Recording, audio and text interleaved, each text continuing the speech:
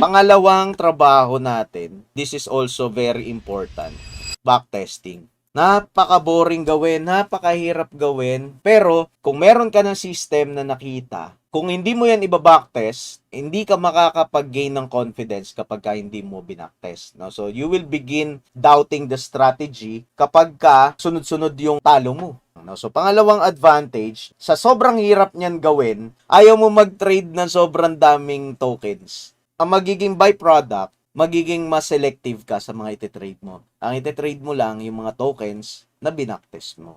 Ito, mga matatrabahong gawin, pero sa totoo, ito yung trabaho natin as a trader. Bukod sa paghihintayan ng tamang entries. Ngayon, kung hindi natin to gagawin, etong trabaho ng mga consistent and profitable traders, aasa pa ba tayo na magiging kagaya natin sila?